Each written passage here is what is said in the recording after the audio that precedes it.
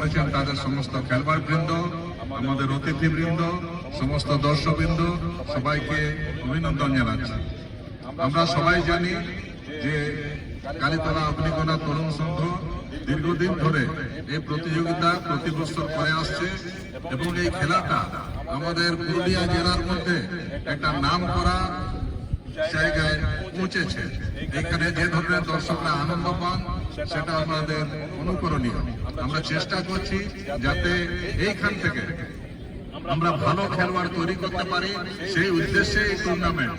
ফলে আগামী দিনে আমরা এখান থেকে যেমন ফুটবলে আমরা তৈরি করতে পেরেছি, বিভিন্ন পর্যায়ে আমরা এখানকার ছেলেদেরকে ফুটবল খেলায় উন্নত জায়গায় পৌঁছে দিতে পেরেছি। ক্রিকেট খেলা তো একটা সময় আমাদের এখানে হয়েছিল যে পুরুলিয়া জেলার মধ্যে সবচাইতে ভালো টিম যখন এই বাপিরা খেলতো, যখন আমাদের এখানে নেতাজি ক্রিকেট ক্লাবটা ছিল, তখন আমরা পুরুলিয়া জেলার মধ্যে যে কোনো জায়গায় আমাদের টুর্নামেন্টে এই ছেলেরা জয়ী হতো এবং আশেপাশে যারা আছে সে জামশেদপুরে হোক, রাঁচির হোক, সবাই আমাদের বলরামপুরের ক্রিকেট টিমকে সমীহ করত। আমরা সেই জায়গায় পুনরায় এখানকার খেলোয়াড়দেরকে নিয়ে যেতে চাই।